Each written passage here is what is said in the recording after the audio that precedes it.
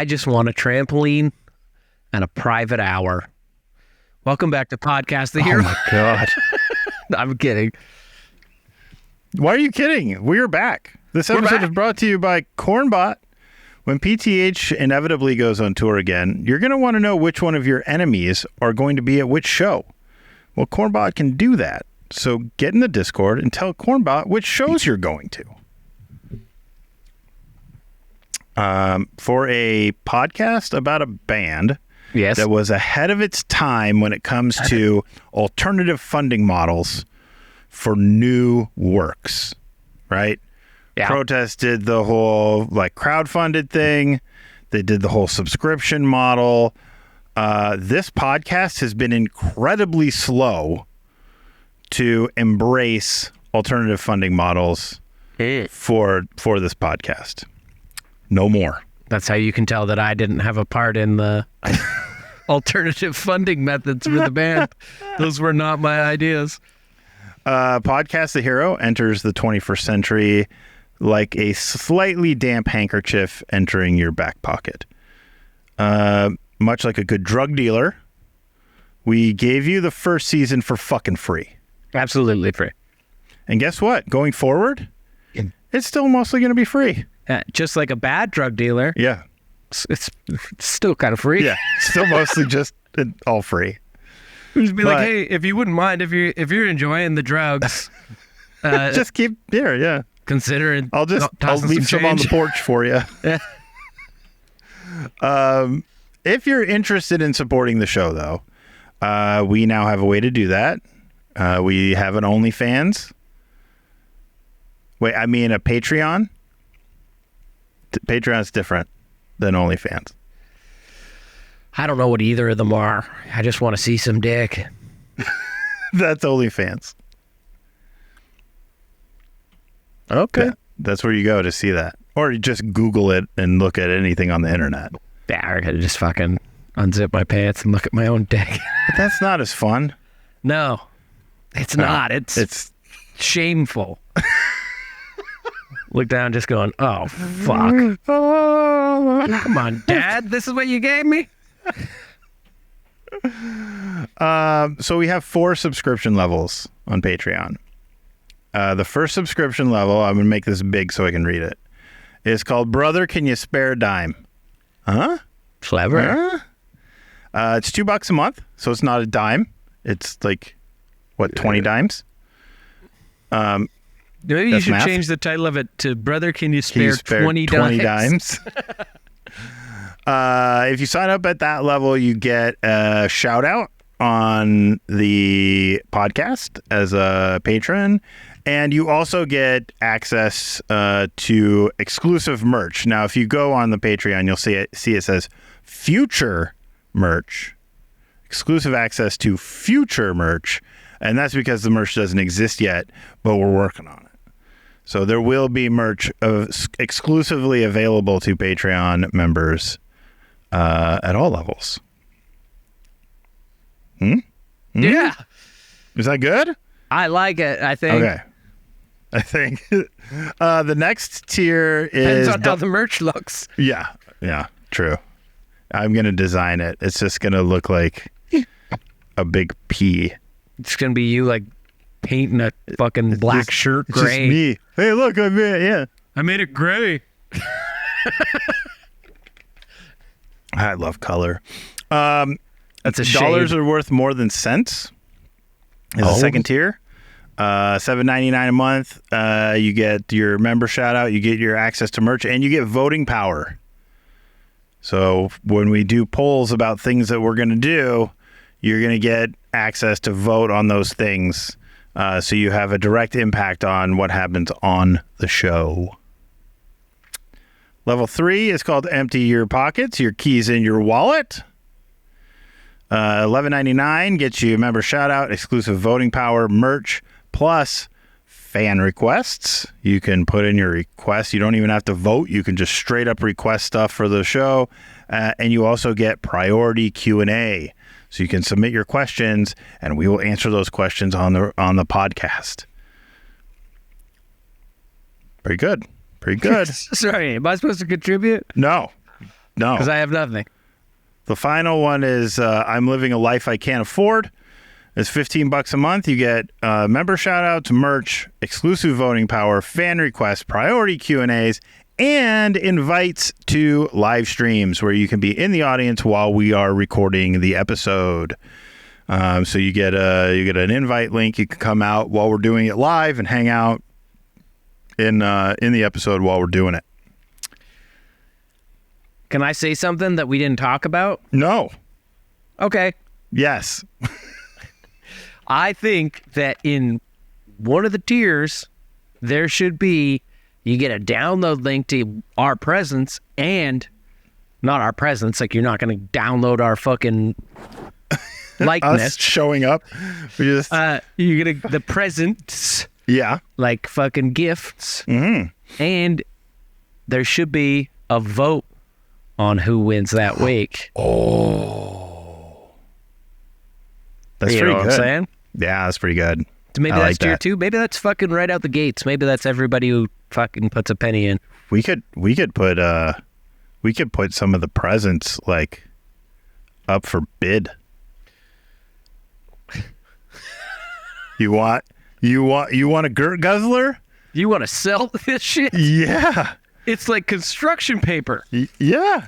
It's this from Wow. last time. Yeah, sure. You sell whatever. It's gonna fetch millions. You do whatever you got to do to make ends meet, my man. What's up, Banksy? Come at me. All right, that's out of the way. Can we just be done with that? I hate the money grubbing. What's the website? You could get it. You could get it in our link tree. It's in the link of every video. It's also in the link that goes out with the podcast in the notes. So But is it not just like patreon.com/podcast the hero? Yeah, it is that. That was just assumption on my No, part. but it is that. Heck It's yeah, dude. 100% that. It's patreon.com/podcast the hero. Dude, the only people that are going to fucking do this is your mom and my mom. Yeah. It's about time my mom starts Chipping pitching in, you know? Dead weight. Yeah, no kidding. Are you fucking kidding me? I have a question for you. Are soliciting donations, is that bad economics? I don't know. Should everything be like, if you want to get a sandwich, it should be like, a suggested donation for a sandwich is $5, but it's just a suggested donation. Listen, I'm not making any sandwiches. I make hoodie lunch all the time for school, and I don't like it. I mean, like if you go to a sandwich shop to get a sandwich. I think all our food should be government supplied. Yeah? I think they should employ the farmers and the sandwich makers, and we should just get them. Pill form food? No sandwiches, just pill form food. No, I just want my fat bastard burrito, and I don't want to pay for it. Oh. Not a plug for fat bastard burrito.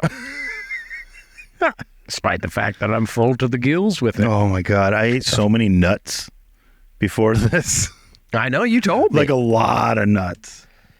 What Like kind of just nuts? handfuls of cashews. Oh. Like an insane amount. And Monterey Jack cheese. You know what's fucked about nuts? No. And you know what's nuts about fuck? They're for like hibernating animals. Mm-hmm. You They're know full what I mean? of fat. So it's like, you think about how many nuts a squirrel can eat. They have like 5, and then they sleep all winter. Mm-hmm. I'm pretty sure that's squirrel science. Mm-hmm.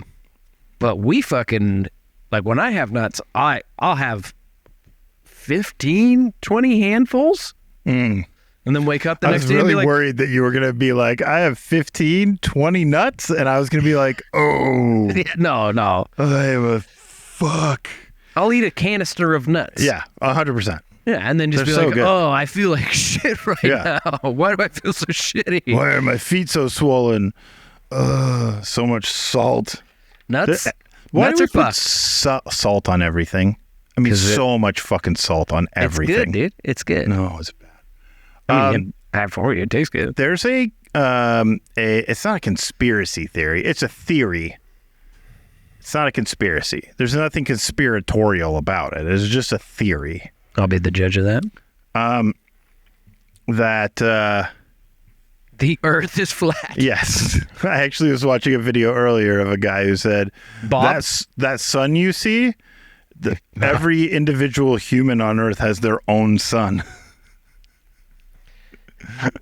I kind of agree with that in a sense. Eh? You know what I mean? The sun only shines for you. It's 50 miles above us and it's cold. But no, that's too specific. I was talking about like in sort of a metaphorical sense, yeah. So in this theory, the movie Goonies and the movie Back to the Future take place on the same day. Well, sorry. The day that like Doc Brown gets shot and... Yeah. It's October 26th, 1985. It's a Saturday. And you know that because that's the date on the flux capacitor console thing in the DeLorean. But it's also, you come to it because we know that the Goonies takes place on a Saturday because Mouth comes in at one point. What is this, a nuclear Saturday? So you know it's a Saturday.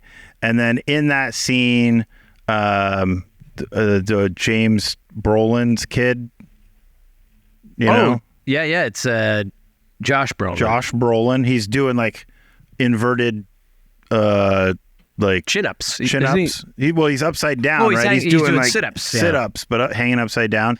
And there's a calendar right next to him. He's doing hanging crunches. Yeah. There's a calendar right next to him that says October. And then when they're in the restaurant, they find a newspaper that says like the Fratellis are on the run, blah, blah, blah, blah, blah. And the date on the newspaper is October 24th, 1985. So it would be the Saturday. It's the same day. It takes place on the same day. Listen to this. A lot of things happened that day. When? What else? Everybody lived their life. No. Everybody who was alive. So what?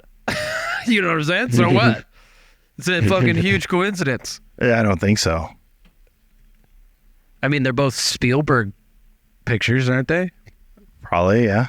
No, Goonies is Chris Columbus. Oh, Chris Columbus directed Home Alone. Yeah. Do you think Home Alone took place on October 26, 1985? I do. You do? Okay, here's the other piece of this. Okay. Unrelated to this same date theory. Yep.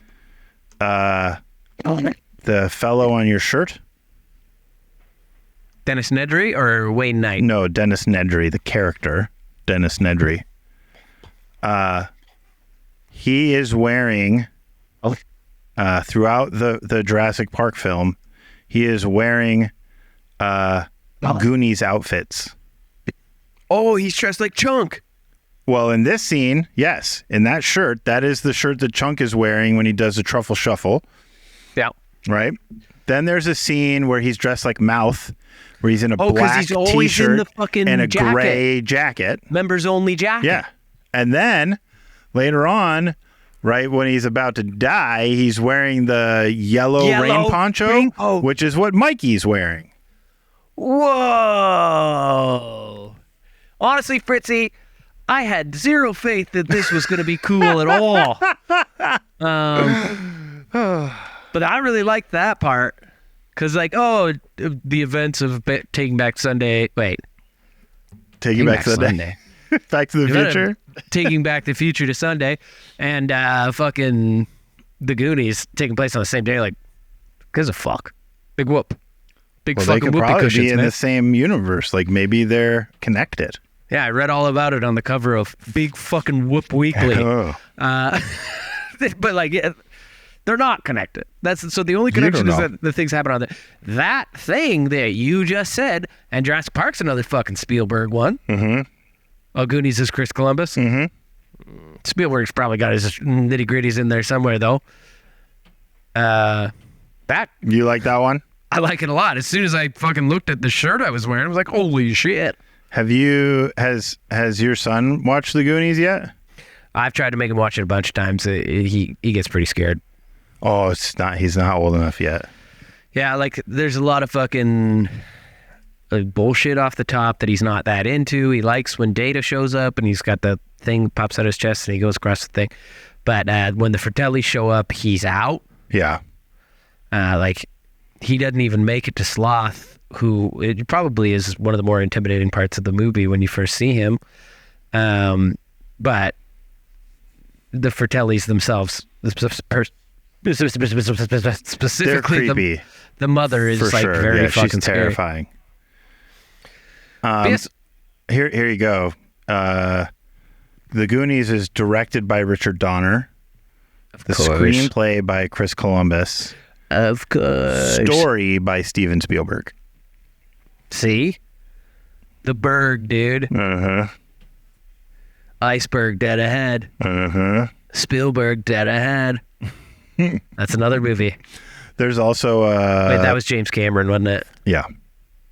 That well, actually don't forget that you said that because we're going to come back to something about that later. James Cameron. No. About the iceberg. Okay. Why are we really here today? We're here to talk about a song. A song. We're song-jaculating. Songjaculation. And it's about a song that we wrote fucking, I don't know, like 20 plus years ago. Came out 21 years ago. Yeah. But we probably wrote it like 25 years ago, which is fucked. It's a quarter of a century. Makes me want to barf my fucking eyeballs out my butthole. That's the dumbest. I like that this makes you feel super old. Yeah, Because now you feel how I feel every time we talk. I just feel super old. Yeah. Yeah. Because like when you guys wrote this, I was like an adult probably. That's nuts, man. We're talking about Red Stars Over the Battle of the Cowshed. And I always want to call it Red Star Over the Battle of the Cow's Head. Yeah, that is what it's called. It's not the Cowshed? That's we were battling for a cow's head Yeah. one night. And A calculator used to sound is available now at Sheet Happens. That's true. Get it while it's still in stock. It's gorgeous. I have it, worth every penny. And it's if you are like me and you like to hear where the bands you love come from, like how they were when they started to where they have gotten to today, like this is the obvious starting point, right? Yeah. It's up there. What's before this? We had a 7-inch called Search for the Truth. Yeah, but you can't get it anywhere. It I doesn't have it. exist. Yeah. No, I it guess. doesn't. I guess it doesn't. It doesn't exist. I got one and Monty Bellenuk's got one. Nuh-uh, because you know what happened? I think it was like in 2010, they all just turned to dust. That's All of them seemingly everywhere in the world. That's Just- possible. That's possible. Tell me about the writing process for this song. How did you just write this in a notebook? No. Were you in English class? I'm pretty confident RF wrote this one. Which is funny because I did write some of the songs on this record. Lyrically, we're talking about. RF wrote this one, but it was also like it was such a communal sort of writing environment at that time. Like we were literally like just in my parents' basement or RF's parents' basement. We kind of swapped back and forth. And you know, we would just like sit around and fucking hack lyrics up and say whatever, think of whatever you can, fucking throw it in there. Like I was listening to it today. I should get the lyrics up while I have them up. They're great. I've read them a bunch of times. I'm curious while you're doing that. Yeah. I mean, how you guys were like what? 14? 15? I don't know that we were even that. Like, how are you even into this stuff? Like, when I was that age, like, I didn't know anything about what was going on in the world. And we didn't really either. When I was that age, I was like the first Gulf War was happening, and I was legitimately scared that like Iraq was going to invade my hometown. Yeah. And like I didn't know that wasn't a thing that could happen. You know what I mean? Mm-hmm. So like I wasn't anywhere near that level of sophisticated thinking at that age. I've just briefly skimmed over the lyrics. These are completely RF. And you know, like I wasn't sophisticated in my thought at this time either. RF certainly was. And yeah, like obviously the title is a clear allusion to Animal Farm. Yeah. And yeah, I read Animal Farm, read 1984. We were probably 15, I would say. And I don't know, it just like that, the kind of message that this conveys is one that often seems obvious to young people, I think. Mm-hmm. You know, like, why don't people work together to create something better and create something more fair? And then as you get older, you go, I worked hard for what I have, and no shitty little communist is gonna take it from me, and no shitty little communist is gonna sit on his rump all day and make the same amount as I do. So we get this fucking bullshit fed to us that we believe in, all the while being exploited by major corporations. And we talk about like what's fair in this world. What's fair is that our labor is very undervalued. Mm-hmm. You know what I mean? And like these are juvenile concepts because it seems so obvious, like when you're growing up and you haven't been beaten down by this fucking world, that the workers are extremely undervalued. And you get fucking bamboozled by politicians of all kinds. I'm not just talking about conservatives. Mm-hmm.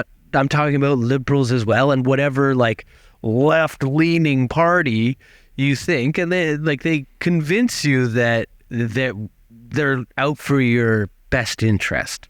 When a country like Canada is controlled almost exclusively by like oligopolies, so they're not working in our interest. These ideas, though juvenile in their expression, remain extremely valid and extremely relevant. And the saddest thing in the world is like they've just had like this huge like conservative convention in Alberta somewhere where Tucker Carlson came out and spoke to Canada about liberating us from the tyranny of Justin Trudeau. And like, I don't think Justin Trudeau is sick. I don't think he's good.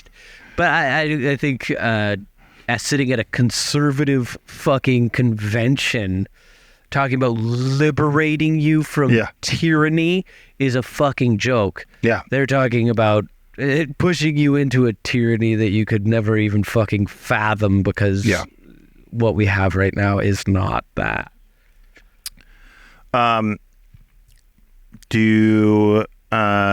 Sorry, that was a tirade. That was awesome.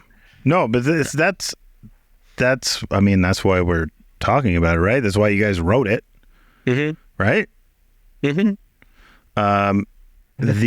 So what were you listening to when you were 15 that was like inspiring to this stuff? As far as like the music political side or the musical side? The political side. Definitely bands like Propaganda.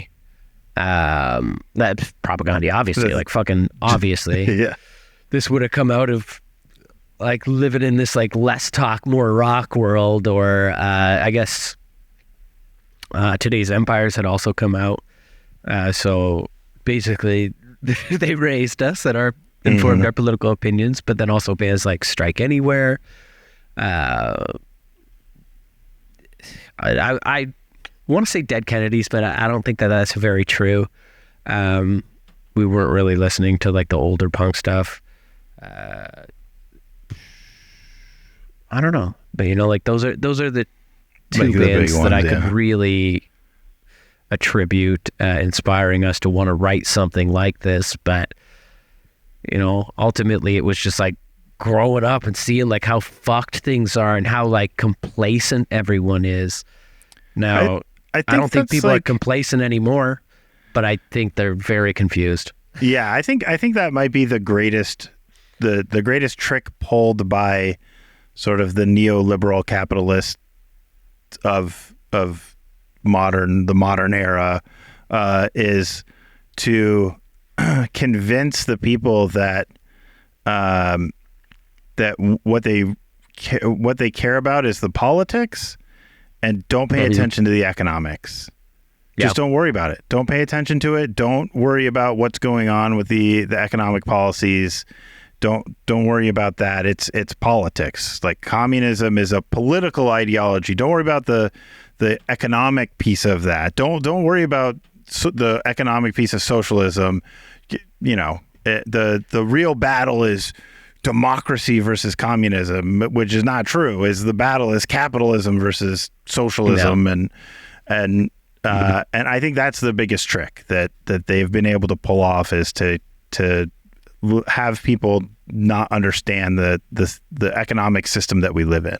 Yeah. And then like everybody loves to cite like examples of communism to prove that it's like a fucking evil tyrannical system, and then they'll end up citing like authoritarian systems as examples. Like, their example is Stalin.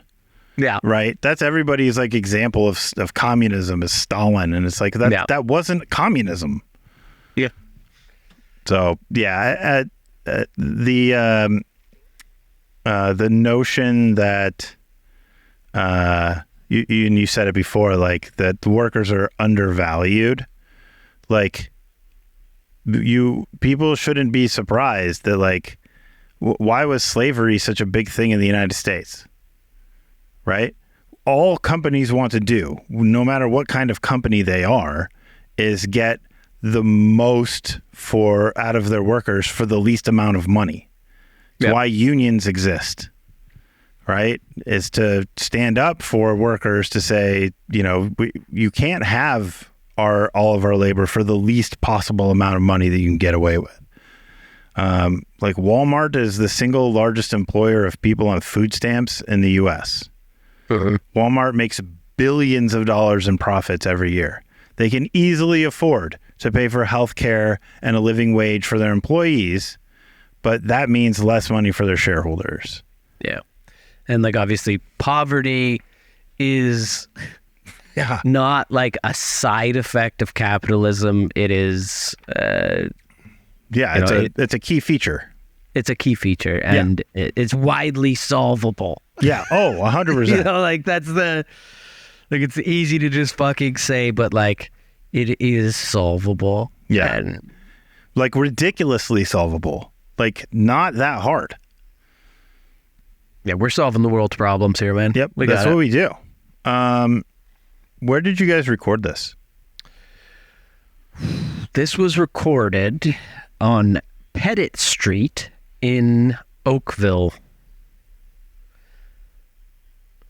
Was this in like a dude's basement? Yes. It was? His name was Scott Comer. He used to play for the Toronto Rock, which is our lacrosse team, our professional lacrosse team. Bringing it back to lacrosse. Nice.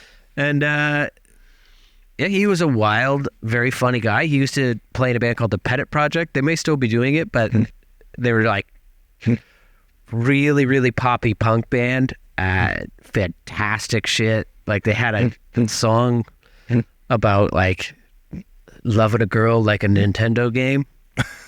And the bridge of it, they just like sort of chant the Contra code. Like, up, down, left, right, B, A, select, start. Now I'll play you all night. And I think they got it a little wrong, actually. But they're a great band. Scott was fucking hilarious. And like for how serious the tone of A Calculated Use of Sound is, while recording it, there was not a serious person in the room. Like it was just fucking constant jokes. That's awesome. And nonsense. Like Scott used to come down, like he'd be like, "Oh, sorry guys, I just gotta go check on something," and he'd go upstairs to the part of the house we weren't allowed in, which is where he lived. Yeah. And he would come down wearing like weird little like sunglasses and a like leather duster, and then just claim that he was his own brother. And like we were his kids, so like we loved this fucking theater. And he would just like sit there and like pretend he was some guy named Brad for a while, and then he would just go back upstairs and come down and be like, "Did you guys see Brad?" It was fucking wild, man. It's really good. I like it. I really like that. He's a really strange person, and I fucking loved him. When I was in high school, the first thing we ever recorded, it was 3 songs. We did it on a Saturday, all 3 songs in one day. Yep. It was like $150 for the day. Heck yeah, dude. And it was in a dude's basement, like his house, and that was the little studio we went into, and we recorded our 3 songs and walked out with a cassette tape. Did you? Oh, you recorded it onto cassette? No, I think we recorded it onto. We recorded DAT to tape, I imagine. To DAT, yeah. And then, but like the final product was a cassette. Yeah. Because this was like CDs were just that's how old I am. CDs were just starting to be a thing, and like burning CD equipment to burn your own CDs was incredibly expensive at the time. Oh, I imagine. So, yeah. Well, our original recordings of like Silent Genocide and those songs of that variety, they were all to DAT tape. And I remember we would like sit there for fucking weeks, and then eventually we would get it on, I think it was a burnt CD. I'm pretty confident it was a burnt CD. But with this recording, this was our very first like digital recording. Scott would fucking just like, I forget like he was on a console. He had like a board, and no doubt he had a whole bunch of other shit. But at the end of the recording, he would just be like, "Here's a fucking like shitty little mix of it," and it burnt to a CD that it spat out of the console. Like we left the studio that day, put the CD in, and we're just like, "Holy fuck, we made an EP, and we can hear it." It was like shocking. Yeah, I remember when I was in my band in college. Like this would have been a few years after that. We went to like a relatively professional recording studio in a like industrial park somewhere, and we did the first 2 recordings like to tape. And then the third one, he was like, "Look, I just got this new fangled thing, and I haven't really gotten to use it with anybody yet. Do you think I could I'll give it to you for free. Like we'll just record one of your songs free, but I just want to like test this thing out." And he had a Pro Tools rig. Whoa. And it was like brand new Pro Tools for the first time he had ever done anything digital. And so we got this dude's first Pro Tools mix. What was his name? No idea. I wish he said some famous producer. Wouldn't it be great? I don't know any, but Me either. There's Terry Date. That's what you should have said. You said his name, Terry Date. Butch Vig. Never heard of that. Yeah. You never heard of Butch Vig? Is that Celine Dion's husband? No, I don't think so. Is he even married to Celine Dion? I can't imagine that. I'm pretty sure she was married to a guy named Butch for a while, but not anymore. He's the drummer for the band Garbage, and he produced Nevermind. No, that's Terry Date. I'm pretty sure it's Butch Vig. I'm pretty sure Terry Date produced Metallica, Nirvana, and Jesus Christ Superstar, the musical. Really? And the band. Cool. I'm lying. Why? Why are you I don't lying? know. That's the fucking thing to do. You know what? What? I had a thought here, Yeah. which actually should be obvious. There was another band that affected our writing and recording and political ideas. Instrumental band. They were instrumental in our evolution as a band. They were not an instrumental band. The band is Refused. Oh, fuck yeah. Right? And that seems like so obvious when you listen particularly to this song with the end of the, yes, I want to tap out the system. Yes, I want to tap out the... Definitely just trying to do that thing that Dennis did at the end of New Noise. Yeah. That new beat! That new beat!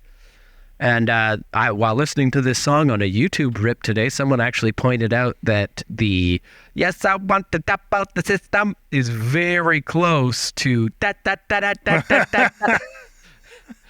Like, these guys have always been recycling shit. Yeah. Well, you have to. There's only a finite amount of ideas. Yeah. It's like 20, I think. Yeah.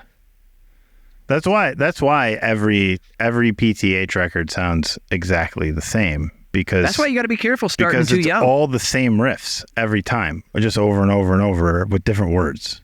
Yeah, and when you start too young, you get your 20 ideas, and once your 20 ideas are in, you got to start repeating them. Yeah, and people catch on quick. What do they say? They say, "Hey, I heard that. I heard that before." That sounds similar to something else I've heard. I saw a kid break their ankle or their leg today. No. Yep. Doing what? Jumping on a trampoline. I don't like it. I know. I felt bad. We were at a trampoline jump around place, and all of a sudden they rolled this like friggin' stretcher in, and I was like, oh shit. And then they put this like fucking baby on it. And I'm like, oh, like not a baby, like 2 years old. I was just like, no. You didn't read. You're not supposed to jump on trampolines until you're like 6. Kids break their fucking femurs all the time jumping on trampolines at like 2 years old. Stop putting your fucking babies on trampolines. Why? Yeah. Why? What was the point of it? What were they trying to get out of it? What? What were they trying to achieve by putting a small baby on a trampoline? Probably just have some fun for the baby. I don't think that sounds fun at all. A trampoline? As a baby? That sounds terrifying. Everybody knows babies' insides are super soft. You basically just scrambled an egg inside of its shell. Man, one time, like when Luke used to get drunk, we'd call him Baby Ruthless, because like he'd tell you exactly what was up, and he'd tell you exactly what he thought of you. And sometimes he was like that in the morning too. And one time we played the show in Arizona, and we got drunk as skunks. His birthday was the next day, and he was fucking hungover on the morning of his birthday. And he wakes up and he goes, before any of you say a fucking word, if anyone suggests that last night was fun, I'm gonna fucking kill them. And we're like no one had said anything. Yeah. We're just going like, what? And then he just goes, oh, patios and conversation? So much fun. Give me a trampoline and a basketball. That's fun. And like, I don't know if he was joking, because he was like, no one had said a word. We all wake up in this hotel and he just goes, before any of you say a fucking word. And like, he's so mad at everyone. What? Where does that even come from? He's right. I know where it comes from. He woke up in the morning and was like, oh my God, it's my birthday. I feel like fucking shit. And like, what for? to sit on a patio and fucking guzzle beers and like talk with people and like That's the best way to guzzle beers. I mean, it's one of the only ways. But I get where he's at. Yeah. Where he was at. But that was like fucking 10 years ago, probably more. But do you think it would be like, do you think guzzling beers on a trampoline with a basketball? Like, that seems dangerous and also real barfy. That's the best. Barfing? That's like the best. I don't know. My buddy used to have a trampoline in his barn, and we would just like get drunk and bounce around on his trampoline, and he also had like a swing rope in there. One time, Mo was just jumping up and down. I kicked him right in the face with my soap shoes. I had those soap shoes with the big plate in the middle. I came in on the swing rope, kicked him right in the face. Not intentionally. We were just very drunk. And we laughed about it at the time. I felt immediately bad. Just kicked one of my best buddies right in the face while he's just trying to have a drunken jump around. But he hit the ground laughing. Can I just circle us back quickly to the song? Nope. Okay. I'm on a roll, baby. Let's go. I just want to know when was the last time you read Animal Farm? I would say probably around 2004. Okay. Was that the only time you read it? No, I've read it a handful of times. Okay. I read it because it's short, right? Yeah, like short. It's fucking not long at all. I read it probably between 2 and 3 times. Is it something you think you would go back and read again? You know what? I thought about that just today. The title of this song doesn't make a whole lot of sense, right? Because the Animal Farm and the Battle of the Cowshed and all that stuff is like allegorical of like the Russian Revolution and shit. Like,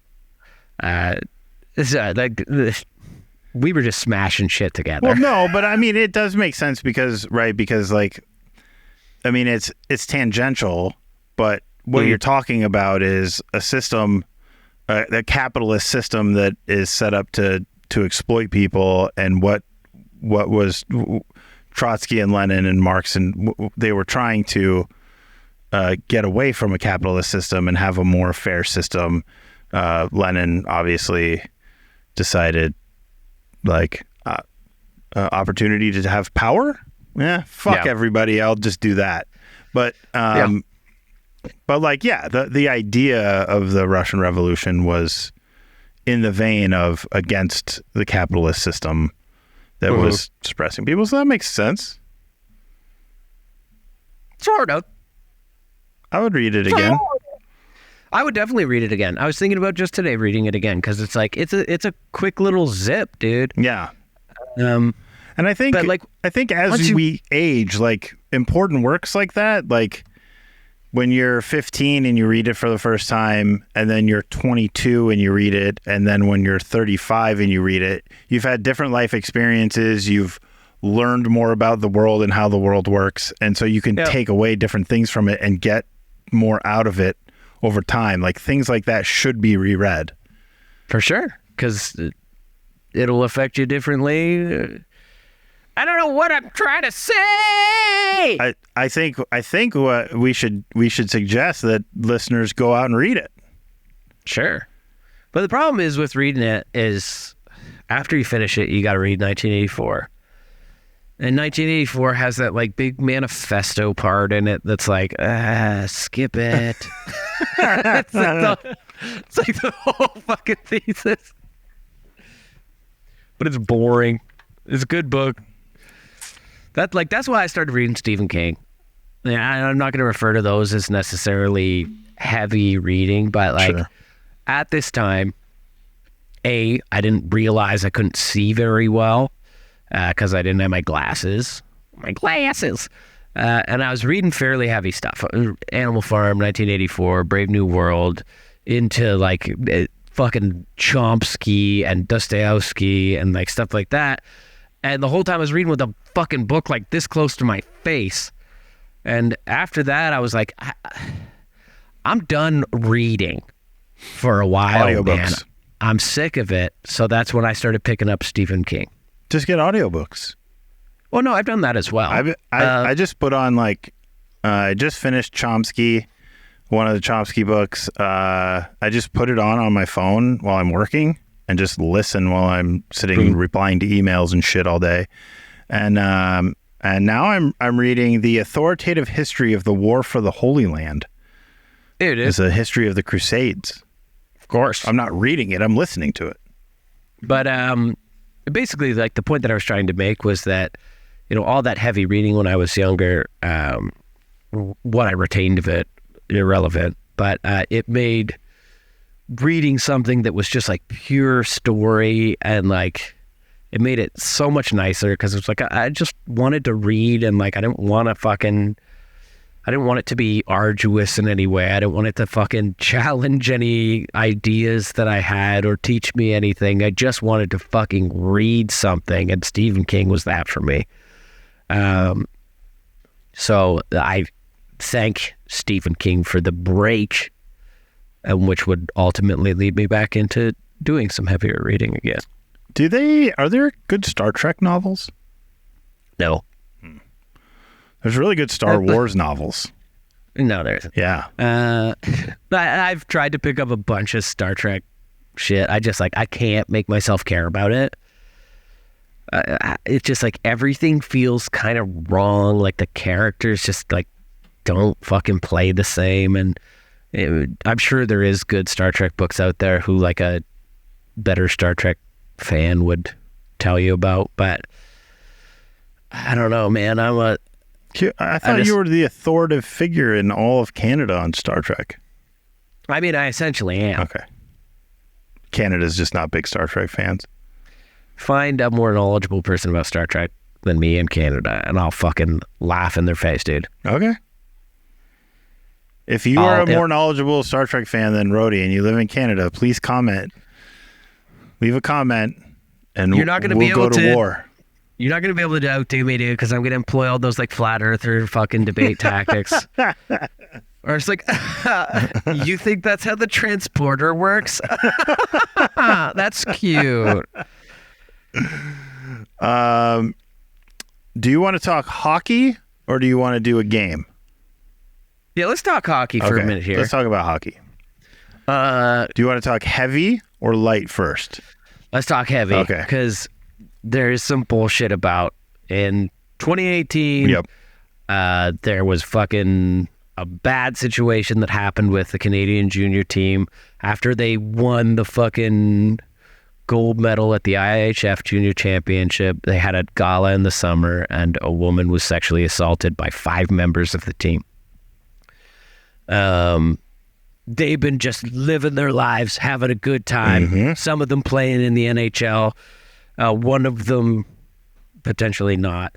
The London police have finally called these 5 dudes to surrender and potentially be charged.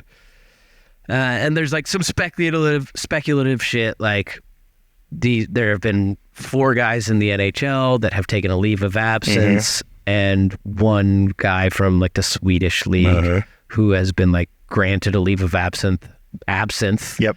And turned back to Canada. I don't really want to talk about like whether they're fucking guilty or not. Right. What I want to talk about is how the fucking NHL dealt with it. Yeah. Because it is such bullshit, right? Like less than 5 minutes after this London police fucking thing hits the air, the NHL released this like bullshit love letter that the owner of the Utah Jazz has written them about why he should get an expansion team. And it is so fucking obvious that they're trying to cover up. They're trying to cover up the fact that 4 people in the NHL have been fucking summoned by the police to potentially face charges for sexual assault. That is absolutely pathetic. Yeah. And more than even that, fucking all of the journalists and insiders that fucking just retweeted a little thing that said, oh, five people are this, but then like went in deep on the expansion team in Utah. Yeah. Like Elliot Friedman. Carrying the NHL's water on this big time. Yeah. Like who gives a Right. fuck Yeah. about an expansion team? Or if the Arizona, like there's so much more important things to do, like to talk about. There's so many, it's just like, it's so clearly trying to fucking cover up something important. And it's like, get Gary Bettman gone. Yeah. He makes the NHL worse in every imaginable way, and this is despicable. Someone was fucking hurt, man. Yeah. And like we slap Chicago on the wrist when they cover up fucking sexual assault so that they can win the cup. But like, what happens when the whole fucking league tries to bury the league? Yeah. Like the league itself. And and also the teams, right? So like all of the teams that had these players that were like away from the team for personal reasons, leave of absence for family reasons, whatever. Like just Dylan Dubé is listed as mental health reasons. Right. No, just fucking tell the truth. Own what's going on. Be transparent with your fans. Yeah. Well, I understand like not being able to say anything because it's a criminal investigation, right? Like you probably can't say anything, but like don't say that you fucking struggling with your mental health, especially because it's like if you're struggling with your mental health because you fucking assaulted someone, no one's going to empathize with you. For sure. You know, say you're taking a personal leave. Yep. Fuck off. And you know what? Like, man, if Dylan Dubé is not, this is gonna fucking be pretty. If he's not involved in this, which at this point, like you can't say, but you can say. Right. You can say. Right. You know, like you essentially can. And I've listened to a bunch of podcasts that are like giving the benefit of the doubt, and it's like, why give him the benefit of the doubt? You know, like I don't know. I like giving the NHL benefit of the doubt, being like, they didn't put this fucking Utah Jazz expansion thing out. It's just a coincidence. It's not a coincidence, dude. It's too coincidental. Yeah. Like they're covering their fucking asses so they don't look like dickheads because they've known who these fucking four dudes were for a long time and they continue to allow them to be employed inside the NHL. And it's like, I understand that a lot of people are going to be like, well, what if the allegations are false? False allegations do happen. They don't happen nearly as much as every fucking sports fan would have you believe. Yeah. And it is horrible when false allegations happen. But you know what? You have to believe victims. 100%. Or else what kind of fucking world are we going to live in? Yeah. Like, the due process will happen. You know, like they're going to fucking go through this. But it's like, they wouldn't be summoning these motherfuckers if they didn't have a ton of evidence. Yeah, it's so disingenuous of the people. Like everybody says, oh, what about Duke Lacrosse? Like you can name one incident that happened like 15 years ago as your one example against, I don't know, Duke Lacrosse. Hundreds and hundreds and hundreds of examples of when it's actually happened and the accuser is right. And like the Duke Lacrosse was a thing where the Duke Lacrosse team, much in this situation, was accused of assault, and then the victim ended up coming back and saying that they had made it up. And that's like, that can happen, but it's like 1 in a million times, like literally millions of these types of assaults happen around the world every year. It is horrifying. And they widely go unreported. Yeah. Because for a variety of reasons, like one thing that is worth noting regarding this case is people go like, oh, why didn't she go to the police right away? She fucking did. She went to the police the next morning. Yeah. Like, she went immediately. It just took them this fucking long to put it together. Yeah. So there's a reason why victims don't fucking reach out, is because the police are a fucking shitty organization, no matter where they are, that aren't here to protect us. They're here to police us. And on top of that, you look at the reaction. Yeah. Look at any of the videos where people are talking about this. There's tons of fucking like user 5688910 with no fucking picture being like, Puck Bunny just wants a little money. Yeah. Like, are you fucking kidding me? That's ridiculous. Like, these are the same people that are being like, oh, we got to wait till the verdict comes out to see what happens. It's like, you know what? If that's what you fucking believe, that's great. But stop right there. Yeah, that's it. Don't get to comment anything else. Yeah, don't go on and like try and make this person's life a living fucking hell, because it probably already is. They went through something traumatic, and now they're having to go through something something also traumatic in the public eye. Right? Where it's like people are saying horrible shit. Well, and that's like, why don't people come forward? This is exactly why people don't come forward. Right? And this is high profile. But like, trauma impacts people in many different ways. It can take people a long time to like actually get up the courage to like come forward about things. Like, that's fine. There should be no time limit set on any of this shit. The statute of limitations laws that we have in this country are horse shit when it comes to assault. Like, this type of stuff, there should be nothing. There should be no limits on that. If you were assaulted by somebody, you should be able to come forward whenever you are comfortable coming forward and ready to take that step. And you should be supported in doing that. It's fucking ridiculous. Like, just the amount of pressure that just society in general, the culture that we have created for ourselves to live in, makes coming forward and defending yourself and protecting yourself a very hard thing to do. It's not like it's an easy thing to come forward to do these things. No, fuck no. It's ridiculous. Yeah, so fuck the NHL. Fuck Gary Bettman, Elliot Friedman. You know, like all the, not just Elliot Friedman, but like any of these fucking alleged journalists or insiders that are helping to cover it up for the sake of like what? I don't know. Yeah. Do better. Yeah, for Everybody sure. do better. Please do better. Yeah. So I really like hockey, and this makes me not like hockey. No. Here's another thing that makes me not like hockey. This is a horrible segue from something very, very important to something very not important. Yep. Patrick Waugh is now the coach of the New York Islanders. Yes, sir.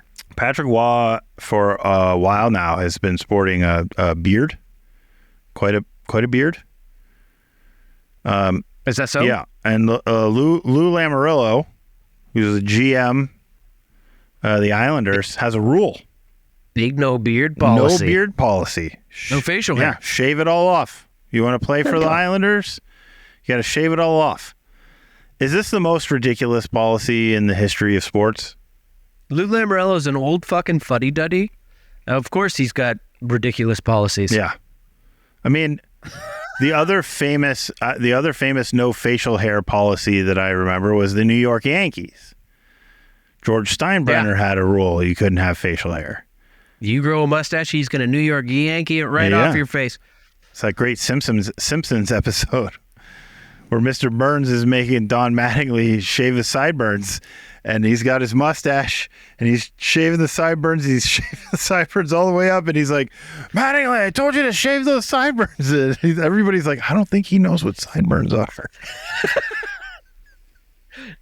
Yeah, I mean, it's pretty ridiculous, right? Yeah. Would you do something like, I mean, could you? Would I make a rule like that? No, could you work for somebody that had a rule like that? I couldn't work for anybody. Oh. I could never work for anybody. Nobody can make rules for me or I lose my shit. Really? Oh, yeah. You don't? I seem like I'm a really easygoing guy. Try to tell me to do something. Just try. I'm not going to. You should use a handkerchief, though. Oh, Fritzy. Handkerchiefs are the best. Handkerchiefs are fucking... You know what? We've had this conversation. What genre are national anthems? Let me think about this. Country and blues? It's country, yeah. Yeah, country. Did you hear about the PTH song that evaporated? Was it Into the Sky? It'll be missed. Oh. Shit, dude. What has 5 toes but isn't your foot? Oh. I don't know. I don't know that one. My foot! Fuck you. You love my feet. Yeah.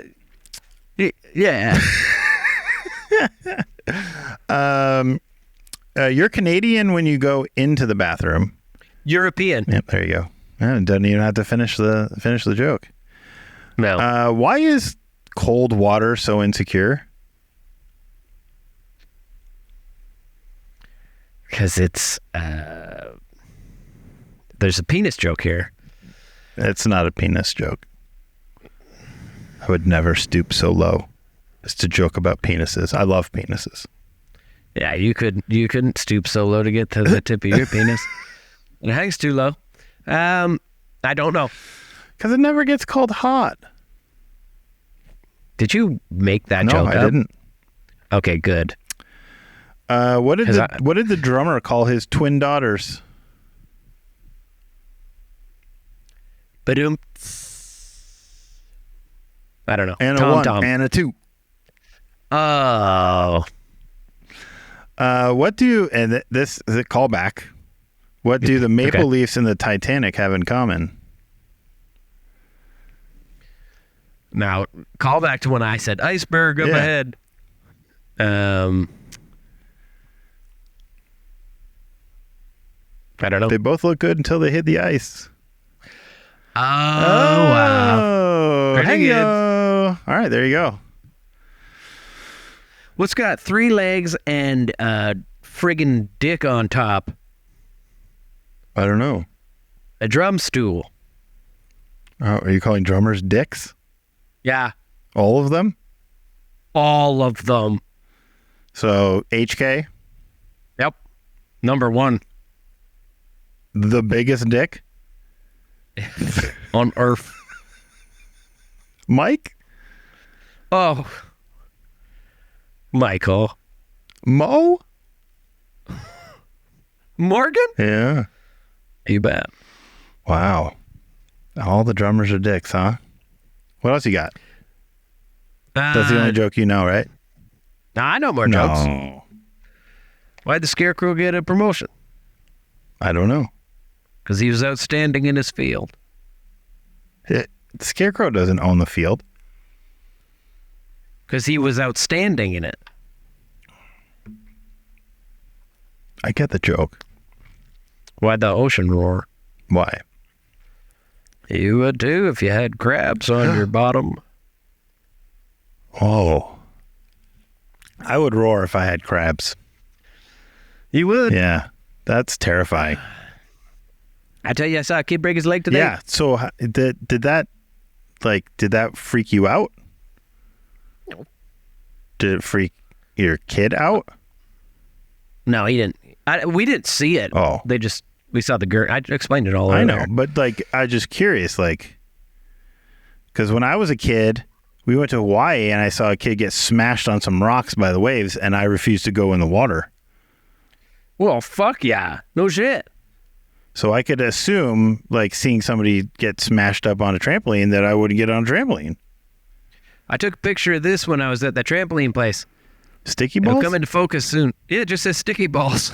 $2 for some sticky balls. I says, I jump around on that trampoline for a minute, I'll get sticky balls for free.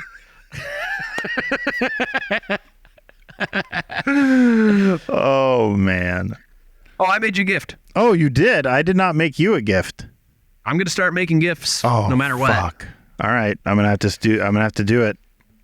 Let me scoot this over to you, and you have a listen. I have to start writing a bunch of poems. You know what? I like poems. Yeah? I like poetry. And like the... There once was a man from Nantucket. No, you know, I do like that. I feel like this episode was like serious and kind of angry. Yeah. I feel weird about it. You do? I don't think people will feel weird about it. I just want to laugh all the time, but things are bummer. All right, here we go. I'm going to play it. Hey there, fucking pretty, fucking check out this riff. I said, ow. Hey there, fucking pretty, you're a son of a bitch. I said, ow.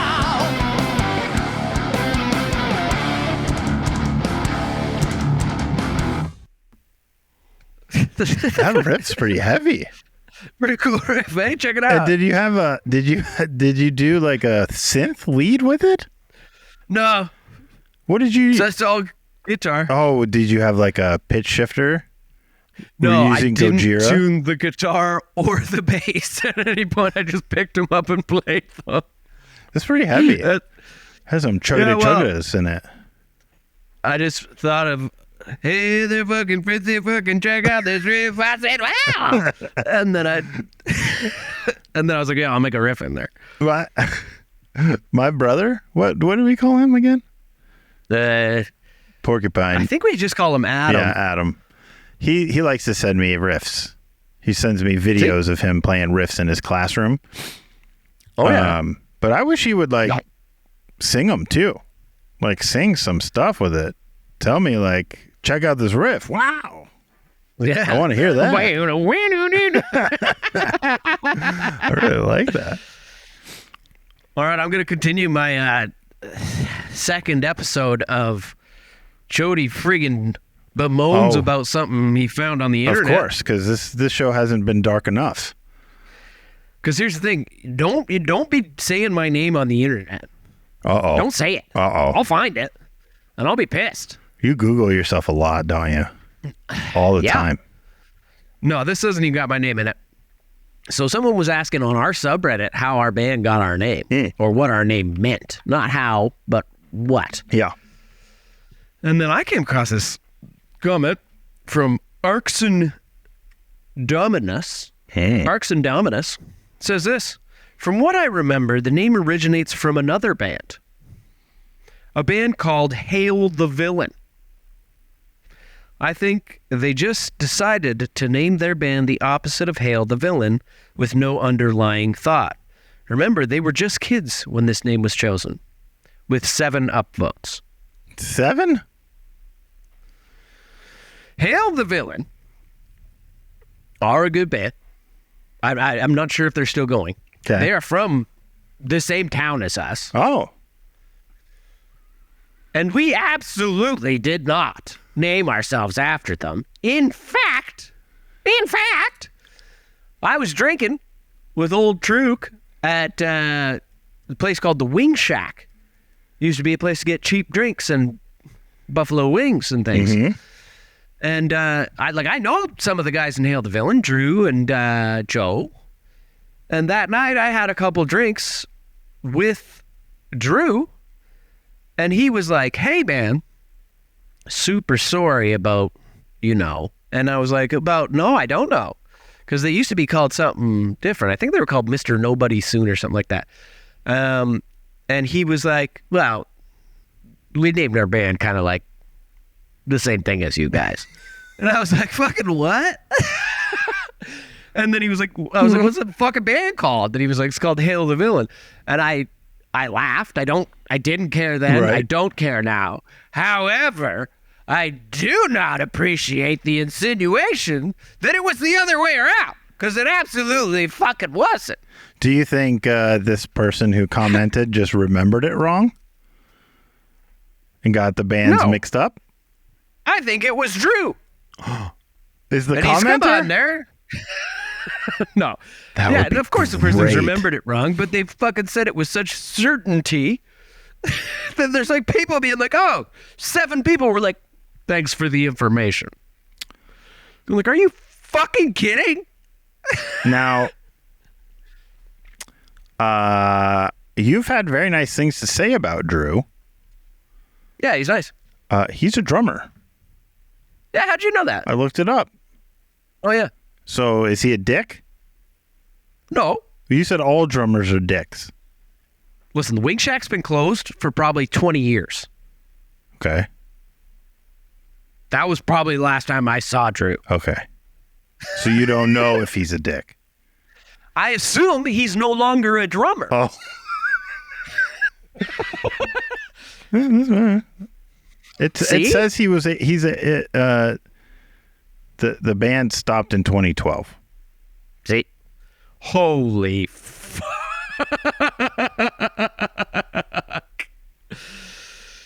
That is more than 10 years ago.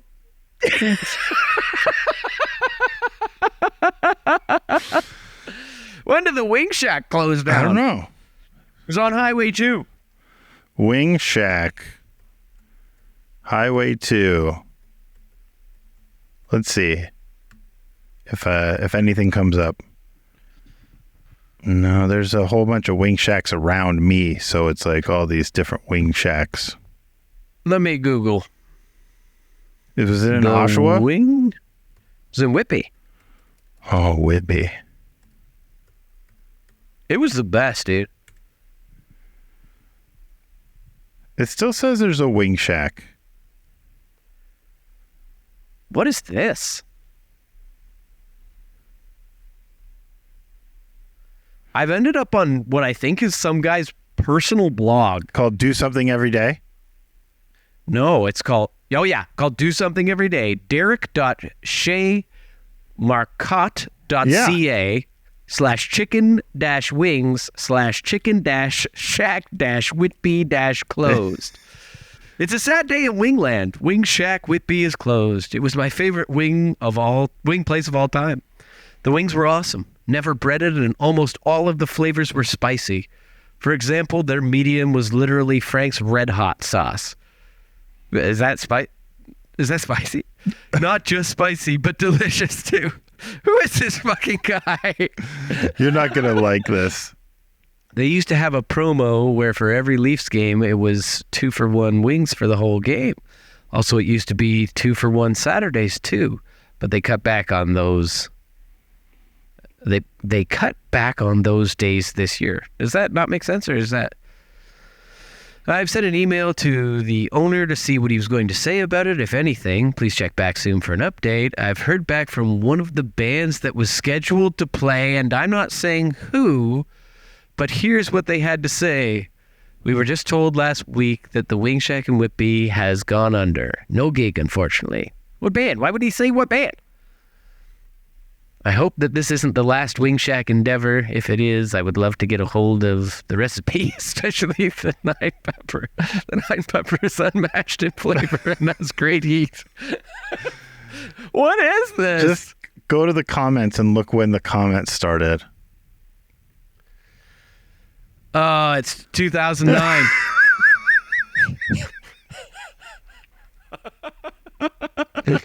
When did this place close? It had to be like before July of 2009. So that's a long ass time ago. This is 15 years ago. Hey, here's the owner.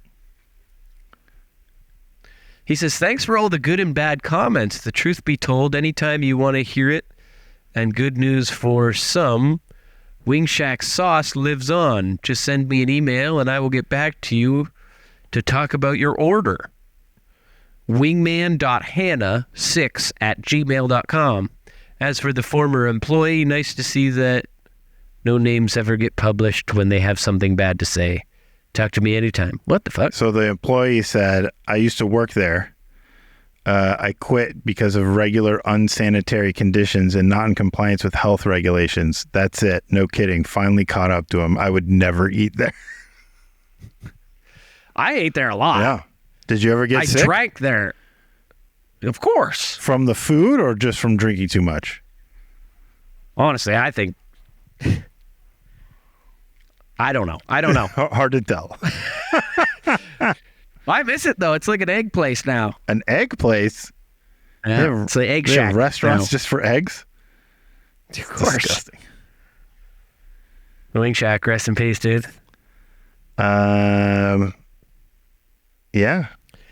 Maybe we shouldn't say that this is a song ejaculation. Maybe we should say this episode's called Wing Shack, rest in Wing peace. Shack, rest in peace.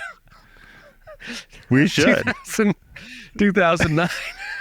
This episode is dedicated to a restaurant in Whitby that closed 15 years ago in a strip mall on Highway 2.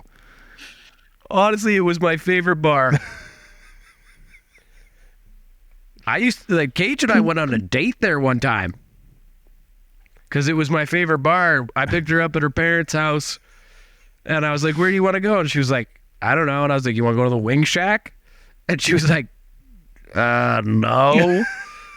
So we went to the Wing Shack where I ate like 2 pounds of wings and drank a pitcher of beer. She had the celery. And then I had to get her home early because I had diarrhea. From the wings and beer. You're like, well, this was fun. Let's go right now. Yeah. I'm gonna shit. They had an awesome big buck hunter. Oh, yeah. Great game. And they had a good Mega Touch. What's Mega Touch? Oh, you know Mega Touch. It's that TV that sits on the bar and it's got like spot the difference in like games the and photos. shit. Yeah. Yeah. Okay, gotcha. We were fucking so good at spot the difference, dude.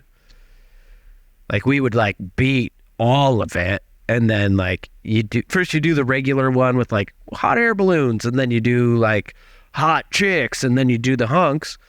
And like we were just trying to spot differences. We weren't trying to get anything. But like every time you're doing the hunks, like some like wise ass will come over and be like, ha, you guys are gay? Like, yeah, man, we're gay. Fuck off. We're spotting these differences for boners right now. Like, give me a fucking break. No one has ever played spot the difference for like sexual gratification. I don't know. Speak for yourself. The hunks was easy. It was the easiest one. It was always their trunks were different color when they're little short trunks. Just like, yeah, look at his tiny little trunks. They're colored differently, and he's missing an eyebrow. Yep. Got an extra finger or two, and there's something in the background. I swear I've never played this game before. Hunks was the best version. It was the best version. Also, because like a lot of the time, you would get people that would walk up at the bar and be like, "Oh, here's the difference," and reach over your shoulder and like press the screen and be like, "Oh, sorry, I thought it was a difference." And you're like, "Hey, you just fucking took a bunch of time off the clock by making a mistake. Yeah. If it was a difference, I would have seen it." But people are so fucking homophobic that like if they see you playing hunks, they're like, "Oh, you're gay. I don't want to touch it. I don't want to touch that. What if I I don't want get to touch a screen that might have what a if I get a man little on dink it?" on my finger? I'm like, the dink's not really here. You don't got to worry about it.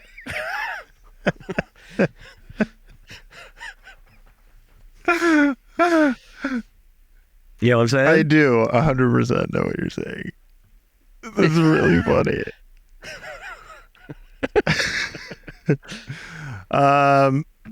Yeah, I think that's it. Yeah, I agree. I think we have to tell each other to eat shit and go fuck ourselves. Yeah, I'll tell it to my own self. Yeah. On the inside. Just in your head. I'm just thinking it. I think it a lot. Me too. Like, you're fucking the worst. Just eat shit and go fuck yourself.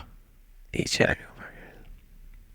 So that's what I like to do in the mirror every morning. I get up and look myself in the mirror and just go, "Oh my God, is that what you look like? Is that you? Oh, eat shit and go fuck yourself." And then I have to go in my office and work all day. It just, ugh. I thought you were going to say that you said that's what I like to do in the mirror every day in the morning. I was like, eat shit and fuck yourself? This is Jody and Fritzy for Podcast The Hero. Check out the Patreon, patreon.com/Podcast The Hero. Eat shit and go fuck yourself. I thought we had been done for a long time. No way, dude.